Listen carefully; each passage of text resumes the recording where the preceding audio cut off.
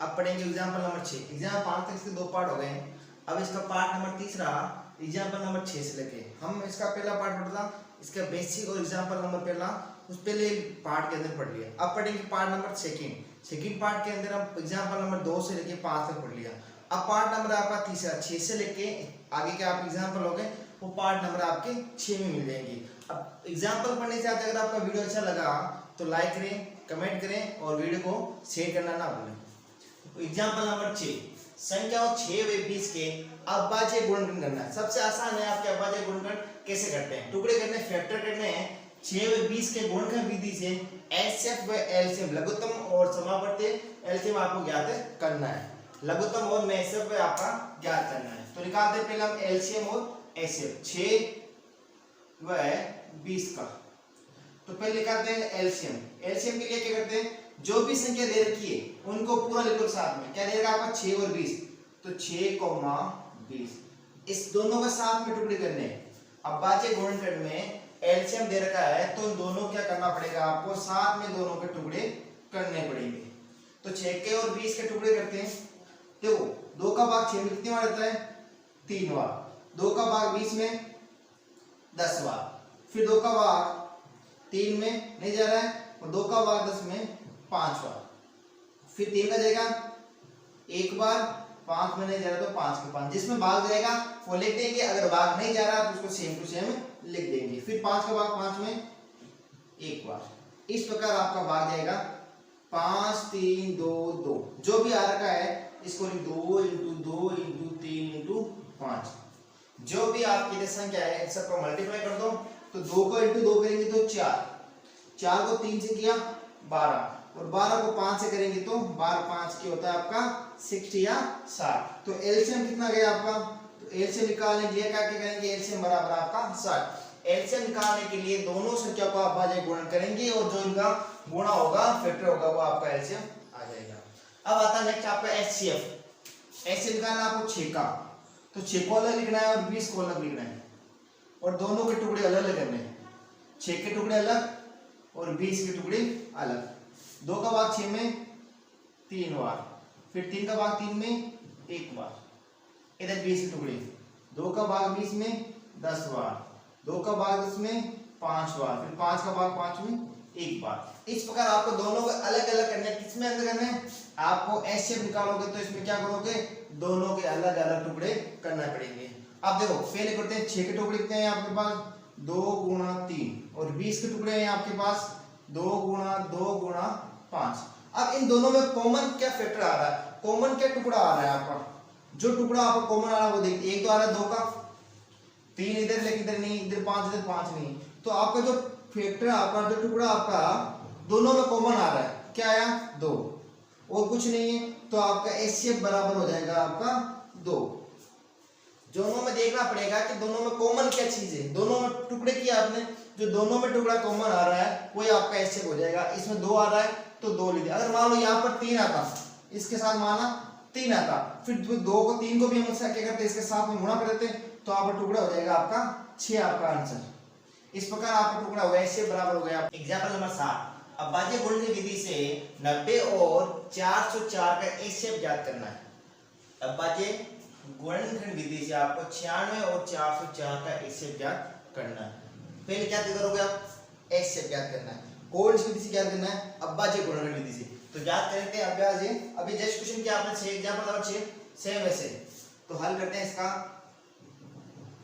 96 और 404 का अभाज्य गुणनखंड विधि से एचसीएफ ज्ञात करते हैं। तो एचसीएफ के लिए हमें क्या करना पड़ेगा, दोनों को अलग अलग लिखना पड़ेगा।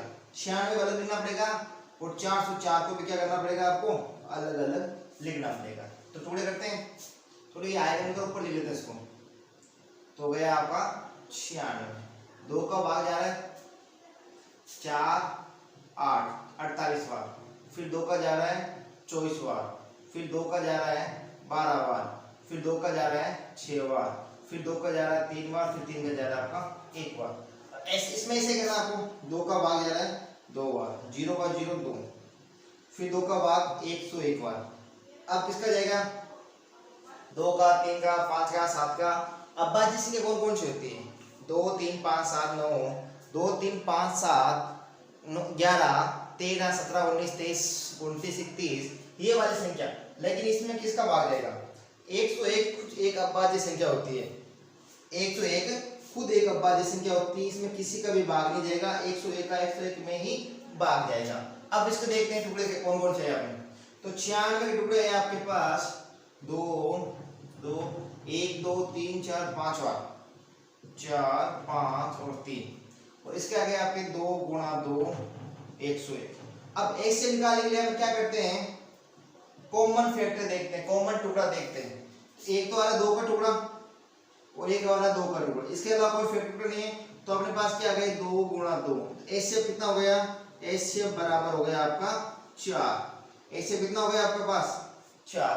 अब आगे पढ़ते हैं क्वेश्चन को, एचसीएफ ज्ञात करें और फिर इसका एलसीएम ज्ञात करना है, एचसीएफ ज्ञात करना है और फिर इसका एलसीएम ज्ञात करना है, डायरेक्ट ज्ञात नहीं करना। ऐसा लिख दिया एचसीएफ और एलसीएम ज्ञात करें तो हम डायरेक्ट कर सकते हैं, लेकिन इसने बोला पहले आपको एचसीएफ ज्ञात करना, एचसीएफ आने के बाद आपको उसका एलसीएम ज्ञात करना है। तो डायरेक्ट करना, कैसे करेंगे डायरेक्ट, तो एक सूत्र होता है इसका HCF into LCM, HCF into LCM बराबर दोनों पूर्णांकों का गुणा, ये दो पूर्णांक संख्या होती है, पूर्णांक नंबर होते हैं, इनका गुणा, दोनों पूर्णांकों का गुणा। अब पूर्णांक कौन कौन से थे आपके पास, 96 और 404, ऐसे कितना है अपने पास, ऐसे भाई आपका 4, गुणा किससे करेंगे, एलसीएम में, एलसीएम में निकालना हमें, तो एलसीएम का एलसीएम, पूर्णांक आ गए आपके पास 96 इंटू गुणा करना है 404। अब देखो हमें ज्ञात क्या करना है, एलसीएम, तो एलसीएम को यहां रख लेते हैं, पूरी 4 गुणा में उतर गए तो भाग में, तो आ जाएगा आपका 404 बट्टा 4, कट्टा तो काट दो इसको, 4 एकम 4, 4 एकम 4, 0 का 0, 4 एकम 4, कितनी बार कट गया आपका 101 बार। तो एलसीएम बचेगा आपका 96 गुणा 101, गुणा करो इसको, अगर हम 101 को 96 से गुणा करें तो 6 कम 6, 0 का 0, 6 कम 6, 9 को 1 से किया 9, 0 9, 6 9 6 9, तो आपका आंसर आ जाएगा एलसीएम बराबर 6 9 9 6 9 6, तो आपका एलसीएम आ जाएगा 96 96। कुछ नहीं करना है, अगर आपके पास ऐसे ऐसा क्वेश्चन आता है एग्जाम में, बहुत मोस्ट क्वेश्चन है ये, इस प्रकार क्वेश्चन आते हैं, कंफ्यूजन वाले क्वेश्चन होते हैं, तो इसको थोड़ा ध्यान समझ लेना। अगर आपको अभाज्य गुणनखंड दे दिया, अभाज्य गुणनखंड विधि से करना है, अगर एचसीएफ दे दी है, एचसीएफ ज्ञात करने के बाद या फिर बात करना आपको, अगर ये आपको डायरेक्ट करना होता तो ऐसे लिख देता कि अभाज्य गुणनखंड विधि से 96 और 4 का एचसीएफ और एलसीएम ज्ञात करें, लेकिन इसमें ऐसे लिखा हुआ है कि एचसीएफ ज्ञात करें और फिर इसका एलसीएम ज्ञात करें, तो आपको अलग इस प्रकार से आपको इसका एलसीएम ज्ञात या फाइंड करना। 6 बेहतर 120 का अभाज्य गुणनखंड करना है, वो अभाज्य गुणनखंड विधि द्वारा एचसीएफ व एलसीएम दोनों ज्ञात करना है। वो क्वेश्चन अलग था 7 और 8 में, आपका आसान तरीके से करना है, डायरेक्ट आपको क्या करना है, इसका एचसीएफ और एलसीएम ज्ञात करना, 6 बेहतर और 120 का। तो सबसे पहले हम ज्ञात करते हैं इसका एचसीएफ एलसीएम दोनों, 6 तो 6 का लेना पड़ेगा, तो 6 को आपको अलग लेना पड़ेगा, फिर निकालना 72 का, तो 72 को अलग लेना पड़ेगा और 120 को अलग निकालना, किसके लिए, एचसीएफ के लिए। जब हम निकालेंगे एचसीएफ, फिर अगर हम एलसीएम निकालना होगा तो तीनों को एक साथ ले लेंगे, तो 2 का भाग 6 के अंदर 3 बार, 3 का भाग 1 बार, इसके टुकड़े कर लो, 2 का भाग 72 का आधा क्या होता है 36, 36 का आधा 18, 18 का आधा 9, और 9 में 3 का भाग 3 बार, 3 का 3 में 1 बार। ऐसे 120 में देख लो, 2 का भाग 120 में कितनी बार देगा 60 बार, 2 का भाग 60 में 30 बार, 30 का आधा 15, 15 में 2 का ज्यादा नहीं तो 3 का देंगे 5 बार, फिर 5 का भाग 5 में 1 बार। इस प्रकार आपके टुकड़े हो गए 6 के, कितने हो गए 6 के टुकड़े हो गए आपके पास 2 गुणा 3, 72 के हो गए आपके पास 2 2 2 3 3, और आपके 120 के हो जाएंगे आपके 2 2 2 3 5 इस प्रकार इसके तीनों के टुकड़े कर लेंगे। अब तीनों में जो कॉमन आ रहा है वो ले लेंगे। इसमें देखो पहले सबसे पहले कॉमन आ रहा है इसके अंदर 2, तो ले लिया हमने 2। इसके बाद देखो इसमें भी 3 आ रहा है, इसमें भी 3 आ रहा है और इसमें भी 3 आ रहा है, तो कॉमन ले लेंगे हम 3। इसके अलावा क्या आ रहा है और कुछ नहीं आ रहा है, तो आपका एचसीएफ बराबर हो जाएगा 2 गुणा 3, मतलब एचसीएफ बराबर हो जाएगा आपका 6। अब निकालते हैं इसका एलसीएम।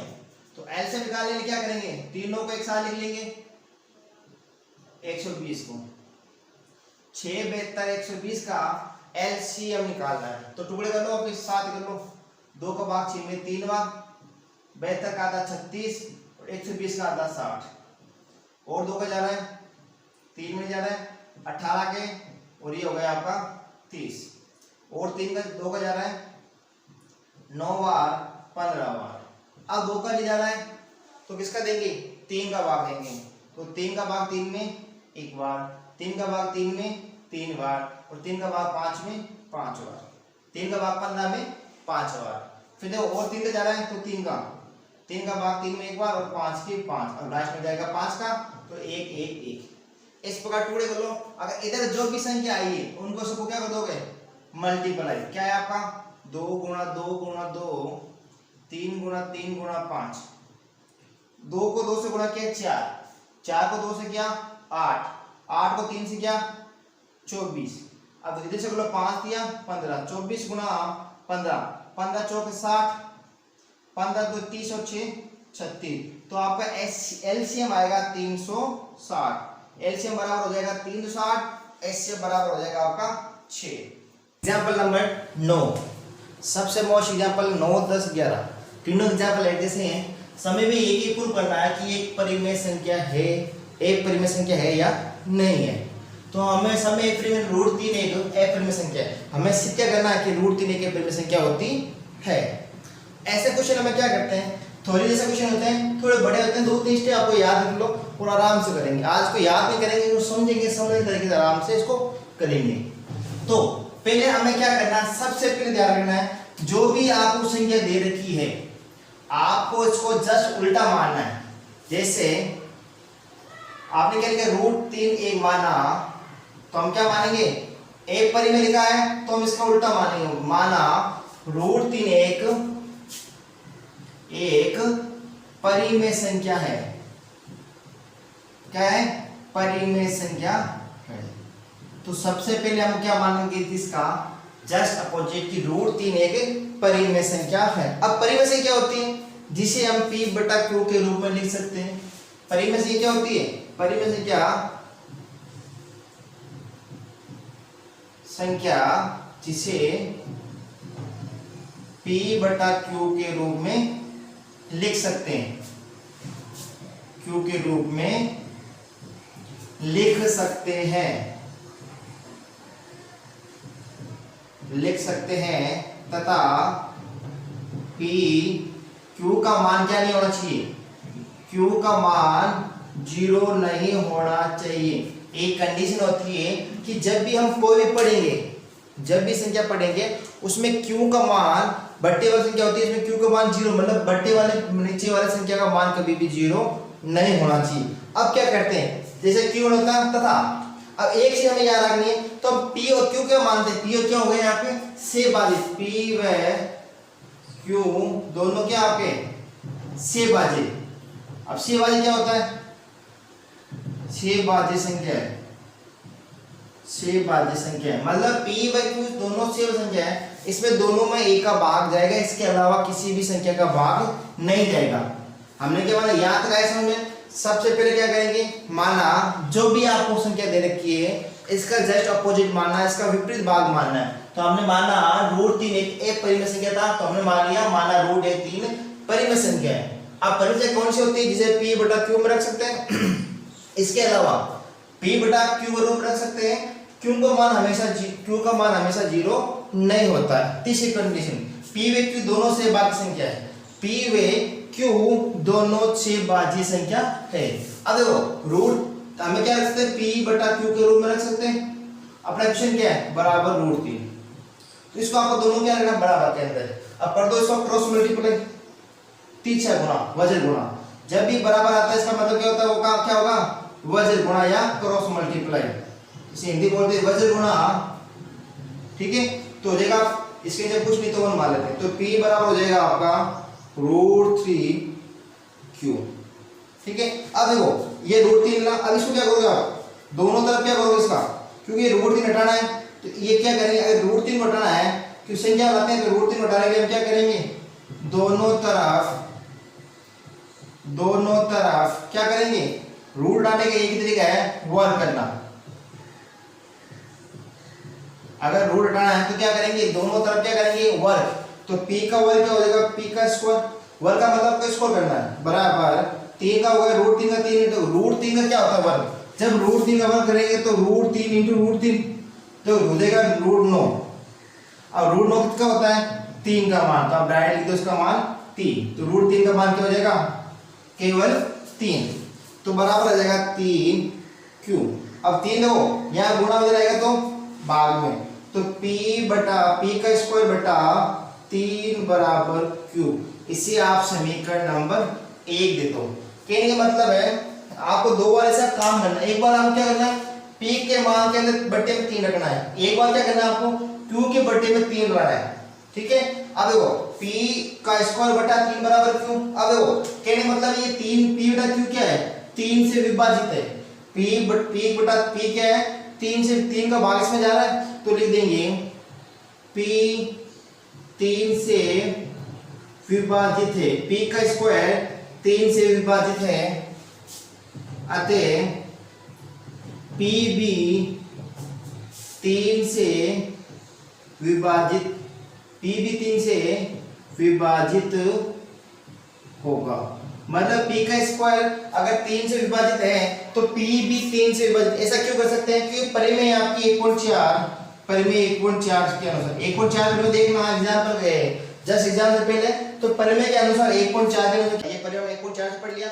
इसके बाद क्या करना है, इसके बाद आपको P का मान कुछ भी रखना है, P का मान कुछ भी रख लो, तो हमें क्या रखना है, P का मान क्या है 3Q, तो P का मान लिखो P बराबर 3M रखने पर कुछ भी रख लो अपनी इच्छा, 3K रख लो, 3U रख लो, 3R रख लो, जो भी, तो P का मान 3M रखने पर, अब P का मान 3 एक समीकरण 1 में रखने पर, समीकरण 1 में रखने पर, अब समीकरण 1 कौन सी थी आपकी, P स्क्वायर बराबर P स्क्वायर बटा 3 बराबर Q स्क्वायर, P स्क्वायर यहाँ पे स्क्वायर लगाना भूल गए, ध्यान रखना पहले, P स्क्वायर बटा 3 बराबर Q स्क्वायर, ध्यान रखना, क्योंकि यहाँ पर दोनों तरफ वर्ग करने पर क्या किया हमने, तो √3 का स्क्वायर 3 होता है, Q का स्क्वायर Q स्क्वायर हो जाएगा, ठीक है। अब हमें P लिखा हुआ क्या लिख देंगे, जहां भी आपका P लिखा हुआ क्या लिख देंगे 3M स्क्वायर का स्क्वायर, 3 का स्क्वायर क्या होता है 9, M स्क्वायर का M स्क्वायर बटा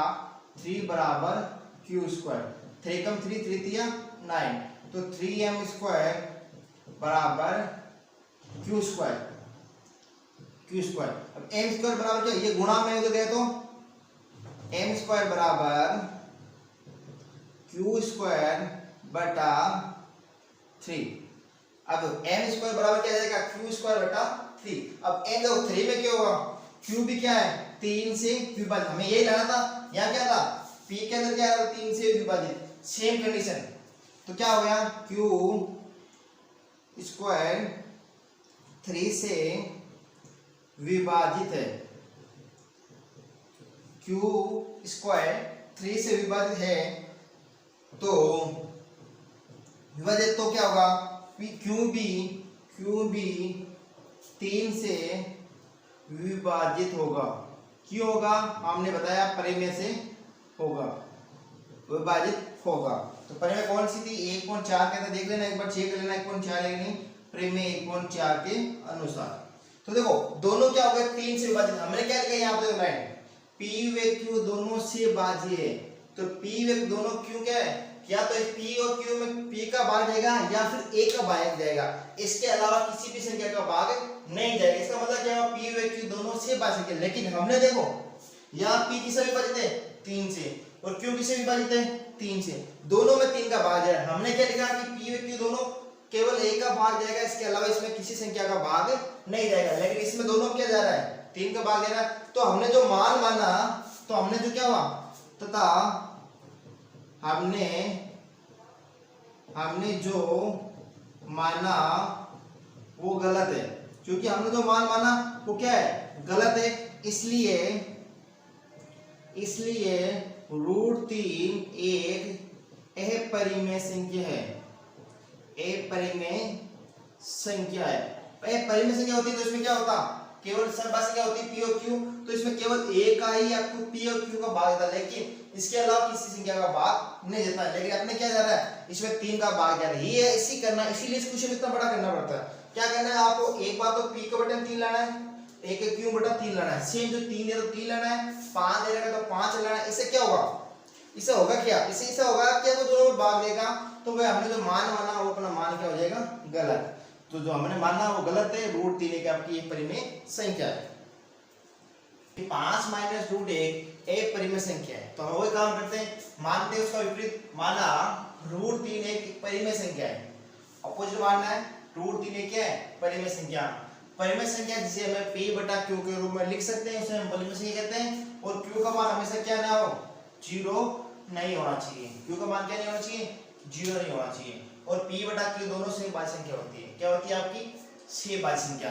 क्वेश्चन था आपका 5 माइनस √3 किसके बराबर हो जाएगा, p बटा q के रूप में, कि भाज्य संख्या होती है तो परिमेय संख्या क्या लिखेंगे, परिमेय संख्या लिखेंगे p बटा q के रूप में। अब देखो हमें क्या करना है, रूट वाला नंबर है ना उसको अलग रखना है और बगल रूट वाली संख्या को अलग रखना है। रूट में क्या आपका 3, ऐसा क्यों करेंगे, क्योंकि रूट वाली संख्या हमेशा एक परिमेय संख्या होती है, हमें कुछ ये उससे आसान है, कुछ नहीं करना हमें उसमें, क्या है केवल हमें इसमें क्या चेक करना है, इसमें रूट वाली संख्या कौन सी है उसको अलग कर दो, बराबर के एक तरफ ले लो रूट वाली संख्या। तो देखो 5 की 5, ये माइनस का √3 हो जाएगा तो प्लस का √3, तो 5 बराबर p बटा q, ये माइनस का इधर है तो प्लस का √3। ऐसा क्यों, क्योंकि इधर रखता 5 को लेकिन माइनस का √3 रहता, तो इसे प्लस करने p बटा q इधर भेज दो, तो 5 प्लस का इधर आएगा तो माइनस p बटा q बराबर √3। ठीक है, अब देखो बट्टे वाले से ले लो, तो आएगा ले से पे q, एक का भाग q में q बार, q को 5 से गुणा किया 5, q का भाग q में एक बार, एक को p से गुणा करेंगे तो p, तो 5 माइनस p बटा q बराबर आपका √3। ये हो गई आपकी समीकरण 1। अब ध्यान रखना एक चीज समझना, परिमेय संख्या एक परिमेय संख्या, आपकी संख्या कौन सी होती है, संख्या होती है पूर्णांक संख्या सभी होती है, सेवा संख्या भी क्या होती है, पूर्णांक संख्या होती है। जिस संख्या का मतलब जो p बटा संख्या, संख्या कोई सी भी हो सकती है, पूर्णांक संख्या कोई सी भी संख्या को पूर्णांक संख्या बोलते हैं। चलो तो देखो, तो p 5 माइनस p क्यों क्या आपका पूर्णांक संख्या है, तो ये भी क्या हो गया आपका पूर्णांक, मतलब 5 माइनस 3 क्यों आप क्या हो गई पूर्णांक संख्या हो गई, सभी पूर्णांक, तो ये भी क्या है पूर्णांक संख्या। अब पूर्णांक संख्या है, चलो 5 माइनस p बटा q बराबर √3, तो ये आपकी पूर्णांक संख्या है, लेकिन तो 5 माइनस q क्यों क्या है, 5 माइनस p बटा q क्या होती है आपकी बटे वाली संख्या, क्या होती है परिमेय संख्या, तो 5 परिमेय संख्या हो जाएगी 5 माइनस p बटा q क्या है परिमेय संख्या। ये तो हो गई आपकी परिमेय संख्या, लेकिन अब यह समझ की बात ये आप क्या हो गई परिमेय संख्या, लेकिन ये दोनों क्या आपसी में, ये दोनों आपसी में क्या है 5 माइनस p बटा q बराबर है √3 के, मतलब ये संख्या इस संख्या के बराबर है, तो √3 क्या है, √3 एक अपरिमेय संख्या है। हमने एग्जांपल नंबर उसमें देखा कि रूट वाली संख्या हमेशा क्या होती है एक परिमेय संख्या, सिद्ध किया हमने, तो रूट वाले 3 तो क्या हो गई आपकी एक परिमेय संख्या, और ये 5 माइनस p क्या आपकी परिमेय संख्या, तो दोनों अलग अलग हो गए, तो हम इसको क्या मानेंगे कि 5 माइनस p बटा q और रूट q दोनों बराबर है, तो रूट q 3 परिमेय संख्या है, तो ये पूरी संख्या क्या हो जाएगी आपकी एक परिमेय संख्या। तो अर्थात हमने क्या माना था, हमने जो मान माना वो गलत है, वो गलत है, या विरोधाभास है, हमारे माना हुआ मान के खिलाफ है। इसलिए 5 माइनस p बटा q बराबर √3 1, तो 5 माइनस q बराबर क्या है इसलिए 5 ये पूरी क्या हो गई, तो हमें क्या प्रूव करना था, 5 माइनस रूट 3 एक परिमेय संख्या है। बस कुछ नहीं करना है इसके अंदर, आसान है। आपको सबसे पहले क्या करना है, पी बटा क्यू का रंग लिखना है। और ये तो बट्टे वाली संख्या है, ये तो परिमेय संख्या है, लेकिन रूट वाली संख्या आपकी ए परिमेय संख्या होती है, तो ये परिमेय दोनों बराबर है, तो दोनों क्या हो गई आपकी ए परिमेय संख्या। आसान क्वेश्चन है। सबसे पहले क्या करेंगे, माना रूट 3 एक परिमेय संख्या है, परिमेय संख्या जिसे p बटा q के रूप में लिख सकते हैं तथा q का मान हमेशा क्या नहीं हो, 0 नहीं होना चाहिए, और p और q दोनों क्या आपकी सेबाजी संख्या है। अब क्वेश्चन क्या है, 3 रूट 2, तो क्या लिखेंगे, 3 रूट 2 किसके बराबर होगा, p बटा q के रूप में। ठीक है, अब कर दो, हमें क्या रखना है, यहाँ पे रखना है रूट 2, क्योंकि रूट वाली संख्या रखनी है और बाकी सब उधर भेज रहा है, तो p बटा q, ये गुणा में इधर आएगा तो भाग में, तो यहाँ हो जाएगा आपका 3q। ठीक है, अब वही लाइन लिखनी है, तो p बटा 3q एक परिमेय संख्या है, क्योंकि बट्टे वाली संख्या है तो क्या होती है आपकी परिमेय संख्या। देखो अगर मैं 5 बटा 3 किसी भी दो संख्या का अगर जोड़े तो पूर्णांक मिलता है, किसी भी दो संख्या का अगर जोड़ करें बाकी करें गुणा करें, तो दो पूर्णांक संख्या का अगर जोड़ बाकी गुणा करते हैं तो हमेशा वापस पूर्णांक ही मिलता है। जैसे 5 + 5 10, 3 - 2 एक पूर्णांक, 3 × 2 6, तो सभी हमें क्या मिलेंगे, पूर्णांक ही मिलेंगे। लेकिन हो सके अगर मैं भाग करूं तो 3 बटा 6, सॉरी 3 में अगर मैं 6 का भाग, 3 में अगर मैं 2 का भाग दूं, 3 में अगर मैं 2 का भाग दूं तो मुझे 3 में अगर मैं 2 का भाग दूं तो मुझे हमेशा नहीं, जरूरी नहीं कि हमेशा मुझे पूर्णांक संख्या ही मिले, मुझे परिमेय संख्या भी मिल सकती है, क्योंकि 3 में 2 का भाग देंगे तो 3 बटा 2 आ जाएगा, तो ये हो सके वो 3 बटा 2 परिमेय संख्या हो। पूर्णांक भी हो सकती है, अगर मान लो 10 के अंदर 5 का भाग दो तो हमें आराम में 2 मिल जाएगा, तो पूर्णांक मिल सकेगा, परिमेय भी हो सकता है। तो p बटा q 5 बटा 3 है, क्या हो गया, परिमेय संख्या हो गया, तथा रूट 3 क्या है, रूट 2 है इसके अंदर, तो रूट 2 क्या आपका ए परिमेय संख्या, क्योंकि रूट वाली संख्या हमने सिद्ध की थी एग्जांपल नंबर 8 के अंदर ए परिमेय संख्या होती है। अतः अब मैं कैसे करना है, अर्थात हमने जो मान माना वो क्या था अपना, अर्थात हमने जो मान माना वो गलत है, इसलिए आपने कैसे करना था, 3 रूट 2 एक ए परिमेय संख्या है, क्योंकि ये तो परिमेय संख्या है लेकिन ये एक परिमेय संख्या क्यों है, क्योंकि p और 3 p बटा q तो ये परिमेय संख्या होती है, लेकिन रूट वाली संख्या हमेशा ए परिमेय होती है, इसलिए हमारा मान क्या है, हमारा मान गलत हो गया, इसीलिए रूट 3 2 आपकी परिमेय संख्या है। ये हो गया अपने एग्जांपल 10, हमने पूरे एग्जांपल 10 तक हमने पढ़ लिए। इसके अलावा अपने पास क्वेश्चन 10 एग्जांपल थे तो हमने 10 एग्जांपल पढ़ लिए, 9 10 या सॉरी 11 एग्जांपल हो गए, ये 11 था, 11 नंबर 10 तो हो गया अपना रूट 3 वाला और 11, तो अपने 11 एग्जांपल हमने पढ़ लिए। अगर इसमें से कोई प्रॉब्लम है तो हमें कमेंट करें, और इसके बाद हम क्वेश्चन लेंगे 1.1 का 1.2 1.3 हम कर लेंगे, जल्दी से खत्म करेंगे। और वीडियो अच्छा लगा तो लाइक करें, कमेंट करें और वीडियो को शेयर करें।